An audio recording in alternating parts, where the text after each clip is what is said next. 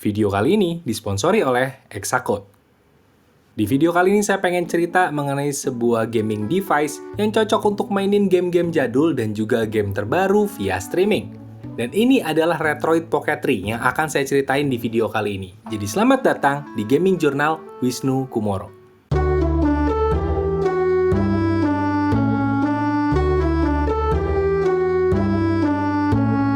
Action! Hi, I'm Wisnu Kumoro and welcome back to my video. Dan akhirnya sebuah video tentang Retroid Pocket 3 ada di channel ini. Saya mohon maaf sekali buat yang menunggu-nunggu, karena saya memang sudah menjanjikan akan ada video pembahasan tentang Retroid Pocket 3. Tapi bisa dibilang ini masalah teknis ya, yang dimana masalah teknisnya adalah saya keasikan mainnya. Saya niat awalnya adalah pengen menjajal semua fiturnya sampai bener-bener ngelotok di kepala saya gitu. Tapi efeknya malah keasikan. Jadi lama banget bikin videonya. Tapi karena saya udah nyobainnya cukup lama, saya bisa mengambil kesimpulan. Ini adalah device gaming jadul favorit saya. Dan sebenarnya ada beberapa alasan kenapa saya bilang ini adalah device favorit saya. Pertama adalah karena saya belum nyobain Retroid Pocket 3 Plus. Mungkin kalau udah nyobain yang itu mungkin berubah ya. Tapi karena saya belum nyobain, jadi ini adalah yang jadi favorit saya. Dan yang kedua adalah ini base-nya Android. Karena base-nya Android jadi lebih familiar dan saya rasa banyak orang, nggak cuma saya, akan ngerasa kalau pakai ini sama kayak pakai handphone mereka atau tablet. Berbeda kalau misalkan ini base-nya Linux. Mungkin ngerasanya ya ini bener-bener kayak gaming konsol aja. Tapi karena ini pakai Android, jadi lebih familiar dan makin banyak orang yang ngerasa lebih mudah digunakan. Dan yang berikutnya adalah desainnya. Dan untuk desain, ini udah kelihatan banget kalau sekilas lihat aja, ini mirip banget sama Nintendo Switch Lite. Malah bisa dibilang ini seperti Nintendo Switch Lite yang di-light-kan lagi. Jadi seperti bonsai dari Nintendo Switch Lite. Dan meskipun ini secara desain adalah versi bonsai dari Nintendo Switch Lite, tapi tombol-tombolnya menurut saya ini nggak kekecilan. Baik untuk face button-nya yang ada di depan, dan juga left right-nya, dan juga bahkan L3 dan R3-nya. Enak semua. Meski untuk peletakan tombol volume, home, start, dan select, ini butuh penghafalan lagi karena agak riweuh posisinya. Jadi buat yang nggak biasa, saya rasa akan sering salah pencet. Apalagi kalau biasanya ingat tombol-tombol yang ada di Nintendo Switch Lite. Akan makin sering lagi salah pencetnya. Dan kemudian untuk build quality-nya juga bagus, katanya juga di sini ada metal frame di dalamnya untuk penyebaran panas yang lebih bagus, dan saya rasa sih emang ya nggak terlalu panas device-nya. Mungkin selain karena bagus si metal frame-nya, mungkin juga karena prosesornya nggak seganas yang biasa kita temui kalau di smartphone. Retroid Pocket 3 ini memakai ARM Unisoc dengan Cortex A75 2 GHz dan juga Cortex A55 di 1,8 GHz. Dan GPU-nya memakai PowerVR GE 8300 di 800 MHz. Dan ya, nggak spektakuler speknya, tapi ini cukup untuk mainin berbagai game. Dan mari kita mulai bahas gamenya di sini. Untuk Game Boy, Game Boy Advance, Game Boy Color, kemudian juga Sega Genesis, Sega Mega Drive, Sega Game Gear, PC Engine, Neo Geo Portable, NES, dan SNES, atau bisa dibilang mayoritas game jadul ini secara lancar bisa dimainkan via RetroArch. Dan RetroArch-nya sudah pre-install ketika kalian baru buka kotaknya ataupun bisa di-download ulang di Google Play Store. Dan kalau kalian belum familiar sama RetroArch, saran saya dipelajari dulu aja, karena memang ini agak ribet di awal bagi yang nggak familiar, tapi untuk performa gamingnya, dari semua yang tadi udah saya sebutin, atau game jadul 8-bit, 16-bit secara umum, akan lancar semua di sini, jadi aman. Kemudian untuk 3D game seperti PS1, ini saya pakai DuckStation dan lancar juga. Bahkan di kebanyakan game bisa dapat FPS yang anteng di 60 FPS, jadi nyaman banget buat nostalgia main game PS1. Dan sebelum lanjut, saya pengen bahas dulu mengenai sponsor untuk video kali ini, yaitu adalah Exacode. Teman-teman pasti familiar dengan Exacode. Ini adalah brand skin asal Indonesia yang jadi favoritnya tech reviewer di Indonesia. Dan Exacode mengeluarkan sebuah produk baru yang keren banget, namanya adalah Exacode Patina Series. Ini adalah seri skin terbaru untuk berbagai device kamu, mulai dari smartphone sampai ke laptop. Dan ini spesial karena ini bahannya diimpor langsung dari Italia. Patina series ini memiliki leather look dan juga feel-nya unik di tangan, teksturnya smooth dan feel-nya unik banget lah pas diraba, tapi juga nyaman di tangan. Dan kalau dilihat-lihat, jelas banget Exacode Patina series ini bisa bikin tampilan gadget kalian jadi lebih classy. Dan ini juga hadir dalam beberapa bentuk. Ada yang model cut, tapi juga ada yang 360 dan ini bisa cover seluruh bagian gadget kalian. Untuk pemasangan juga mudah, tapi kalau kalian pengen lebih yakin, kalian bisa cek websitenya Exacode untuk cara memasangnya. Dan yang paling keren, kalau kalian sering pakai skinnya Exacode, kalian pasti tahu kalau skinnya Exacode itu nggak ninggalin residu. Jadi gadget kalian akan tetap bersih meskipun skinnya dilepas untuk ganti skin yang baru. Dan untuk Patina series ini bisa kamu dapatkan di websitenya Exacode. Jadi cek aja link yang ada di deskripsi dan cepetan karena takutnya kehabisan. Karena biasanya Exacode kalau bikin begini-begini tuh limited banget, jadi buruan ya. Jadi sekali lagi buat teman-teman yang pengen pakai Patina series dari Exacode ya, karena saya juga pakai di berbagai gadget saya, jadi silahkan cek link yang ada di deskripsi, biar kita skinnya bisa samaan semua. Sekarang kita lanjut lagi untuk gameplay kalau kita mainin Dreamcast. Di sini saya pakainya Flycast dan saya kaget bisa selancar ini ketika main Dreamcast. Dan meski saya sejujurnya nggak terlalu familiar dengan game yang ada di Dreamcast, karena waktu saya kecil saya nggak kebeli Sega Dreamcast, tapi saya senang banget bisa nyobain game dari salah satu konsol yang legendaris ini di sini. Begitupun juga ketika main game untuk Sega Saturn. Ini saya aplikasinya pakai Yaba Sanshiro 2. Dan di sini untuk main game Sega Saturn cukup lancar, meski saya curiga nggak seluruh game kayaknya bisa lancar. Karena saya coba untuk beberapa game ternyata ada filenya yang nggak bisa jalan sama sekali. Saya nggak ngerti kenapa. Mungkin saya kurang ilmu. Tapi yang jelas untuk penjajalan sejauh ini masih lancar aja untuk main game Sega Saturn. Dan kalau kita jajal juga Nintendo DS, saya pakai Drastic dan udah ketebak ini lancar banget. Meski konsep layarnya nggak ideal sebenarnya untuk DS, dan memang nggak ada konsep layar yang ideal untuk DS selain DS itu sendiri, tapi di Retroid Pocket 3 ini ya cukup nyaman dimainin di sini. Dan ini diuntungkan juga karena Retroid Pocket 3 punya layar yang tipenya wide atau lebar. Jadi meski layarnya kebagi dua, tapi masih kelihatan jelas dan nggak kerasa kekecilan. Kemudian saya juga jajal untuk Nintendo 64 dan ini lancar banget. Wah, nyaman banget lah untuk dipakai main. Meski di beberapa case rendernya kadang-kadang agak meleset atau tiba-tiba bisa slow motion mendadak, tapi dalam banyak case ini aman banget. Dan yang paling juara, Retroid Pocket 3 itu ideal banget untuk main game PSP. Ini seriusan nyaman banget. Ukuran layar dan rasio layarnya memang ideal untuk main game widescreen seperti PSP. Jadi rasanya ya seperti native aja. Saya paling lama menghabiskan waktu main PSP di Retroid Pocket 3 ini dan beneran nagih. Review kali ini pun bisa jadi telat karena saya kasihkan main game di sini. Jadi kalau kalian mencari device untuk alternatif PSP kalian dan bisa memainkan game PSP dengan super lancar, kalian bisa pakai Retroid Pocket 3 ini. Recommended banget pokoknya. Dan kalau tadi kita bahas yang lancar, sekarang kita bahas beberapa yang nggak terlalu bagus di sini. Salah satunya adalah untuk PS2. Saya pakai Aether SX2 dan hasilnya ya slow motion. Ini buat dimainin jelas nggak nyaman, entah karena aplikasinya atau karena prosesornya, yang jelas kalau main di sini ya belum bisa optimal lah. Dan saya baca-baca di berbagai forum dan juga postingan bilang sih ada yang bisa mengoptimalkan ini jadi playable, tapi ribet banget, harus set per gamenya dan juga settingnya ribet dan detail, dan saya malas, jadi saya hitungnya ini nggak bisa. Udah, gitu aja. Begitupun untuk Nintendo GameCube dan Nintendo Wii. Di sini agak-agak dilematis sebenarnya. Untuk main Nintendo GameCube sebenarnya cukup lancar, tapi beberapa audionya tuh seperti stutter dan kadang-kadang terjadi slowing down di bagian FPS-nya, dan ya memang tidak taraf mengganggu sih, tapi menurut saya tidak sempurna. Dan untuk Nintendo Wii menurut saya ini tidak playable.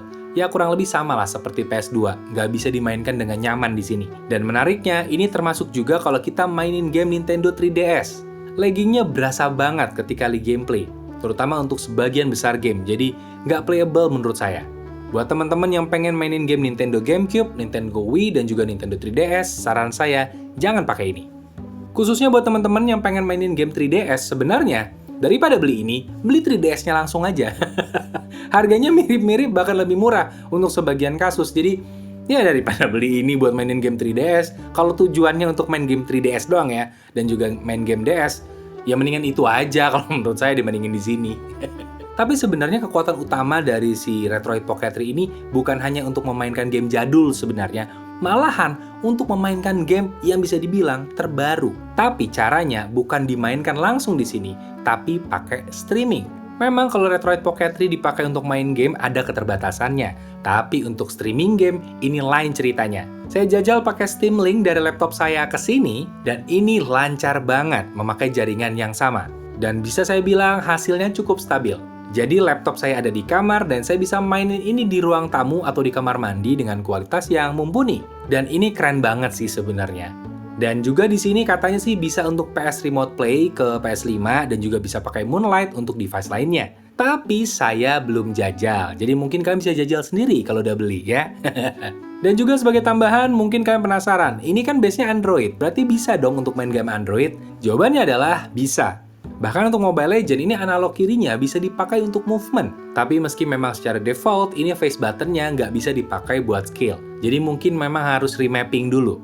Dan kalau dipakai untuk main game Android lain, misalkan kayak Among Us, ini juga bisa, meski memang saya mengalami hal yang sedikit kurang menyenangkan ketika main game Android yang mengharuskan saya online di device ini. Saya ngejajah beberapa game Android yang harus online, misalkan kayak Among Us, dan saya mengalami koneksi yang terputus-putus. Saya nggak ngerti kenapa, padahal udah dekat sama router, dan itu terjadi beberapa kali, padahal ketika saya streaming game itu nggak ada masalah.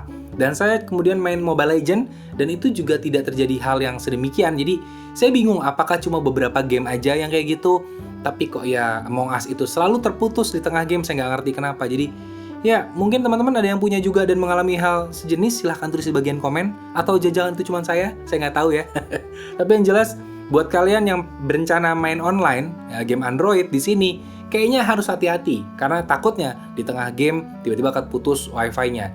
Saya curiga sih memang antena wifi-nya ini nggak sekuat itu. Saya curiganya begitu. Ya, meskipun kalau streaming game baik-baik aja, saya juga bingung sih. Yang jelas, itu yang saya alami. Mungkin kalian ada yang mengalami? Tulis di bagian komennya. Dan selebihnya fitur-fitur yang ada di Retroid Pocket 3 ini bisa dibilang ya seperti smartphone ataupun seperti tablet murah. Kalau mau dipakai iseng browsing, ini juga bisa. Karena ini kan juga touchscreen. Jadi rasanya benar-benar seperti smartphone entry level kalau menurut saya. Dan berkaitan sama ini, ada beberapa hal yang menjadi kekhawatiran saya. Retroid Pocket 3 base-nya Android dan itu adalah sebuah kelebihan, tapi itu juga bisa jadi sebuah kekurangan. Dimana ini mentok sejauh ini ya, ini kemarin baru dapat update software lagi sih, seminggu lalu. Tapi ini masih mentok di Android 11 dan security update-nya itu terakhir Agustus 2021 ya. Saya nggak tahu apakah itu jadi risky atau beresiko secara keamanan. Yang jelas, security update-nya terakhir di Agustus 2021. Buat teman-teman yang terlalu parno ya, mungkin perlu mempertimbangkan lagi. Buat saya sih, lebih baik parno ketimbang nggak peduli. Karena kalau nggak peduli, data kita tuh bisa diambil di, ya kayak itulah yang nggak peduli lah. Gitu toh kan, ya. Mendingan parno daripada nggak peduli, betul? Dan juga ada satu catatan penting buat teman-teman, karena mungkin juga ada yang nggak tahu kalau device ini penuh kontroversi. Sebagian orang yang udah tahu Retroid Pocket 3, saya rasa udah tahu informasi ini. Tapi buat yang belum tahu atau baru tahu nih ada device yang kayak gini, jadi device ini sempat kontroversi karena quality-nya itu berbeda antara ketika sebelum launching atau pre-launching itu dikirimkan ke reviewer dan itu bagus banget device-nya, tapi ketika itu dijual untuk pertama kali atau batch pertama, quality-nya itu tidak sebagus ketika sebelum launching. Dan sebenarnya etika seperti itu saya juga bingung. Itu etika yang nggak bagus, tapi di banyak perusahaan itu terjadi. Karena sebenarnya nggak cuma ada di Retroid aja. Beberapa smartphone, beberapa smartwatch itu juga mengalami hal yang sama. Agak beresiko juga untuk beli ini secara sembarangan sebenarnya. Jadi pastikan toko di mana kalian membeli itu paling nggak menyediakan informasi atau garansi lah, paling nggak ke kalian kalau memang ini adalah kualitas terbaiknya. Tidak seperti yang pernah terjadi. Tidak seperti kontroversi yang pernah terjadi. Kurang lebih kayak gitu infonya. Dan pertanyaan penutupnya adalah, apakah saya merekomendasikan device ini untuk dibeli? Jawabannya adalah iya, saya merekomendasikan. Terutama buat orang-orang yang belum pernah punya device untuk mainin game jadul. Ini adalah satu untuk selamanya. Nggak sih, nggak selamanya juga. Tapi cukup beli satu ini aja ya. Kalian akan puas karena game jadul yang manapun itu mayoritas bisa dimainkan. Memang game yang lebih canggih kayak PS2, kemudian juga GameCube, Wii, dan mungkin juga 3DS itu nggak smooth lah, bahkan nggak bisa hitungannya dimainkan di sini. Tapi game jadul kebanyakan yang 8 bit, 16 bit ini aman banget. Apalagi kalau kalian nyari alternatifnya PSP, udahlah, mendingan beli ini aja. Dan ini juga kecil, bisa dikantongin. Ya, ini ukurannya cuma sebesar tangan saya, jadi bisa dikantongin. Saya sering banget ngantongin ini. Ini enak banget, pocket size. Tapi buat teman-teman yang mungkin punya device untuk mainin game jadul yang sebelumnya, ya versi-versi yang sebelumnya, pantas nggak sih buat upgrade ke sini? Sebaiknya pikir-pikir lagi, karena sebenarnya fiturnya nggak terlalu jauh beda. Mungkin ukuran layar dan bentuk aja yang ngebedain, tapi selebihnya sama. So, ya experience itu adalah yang terpenting kalau menurut saya. Kalau experience-nya yang dicari, mungkin silahkan beli. Tapi kalau nyari cuman kapabilitas untuk mainin gamenya, menurut saya kalian nggak perlu upgrade ke sini. Mendingan upgrade langsung ke yang powerful sekalian aja, kayak Aya Neo atau mungkin Steam Deck sekalian ya. Karena Steam Deck juga bisa. Jadi ya nggak perlu ke sini visitnya, langsung lompat jauh aja gitu. Dan juga seperti yang saya sampaikan di awal, ini jadi favorit saya karena saya belum nyobain Retroid Pocket 3 Plus. Mungkin kalau udah ada, mungkin bukan ini favorit saya, mungkin yang itu.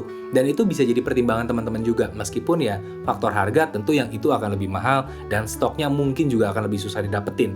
Jadi ya banyak banget pertimbangannya, jadi nggak ada satu jawaban untuk semua orang, nggak ada. Tergantung kebutuhan kalian, tergantung kondisi kalian, tergantung preferensi kalian juga. Tapi kalau buat saya, ini adalah favorit saya.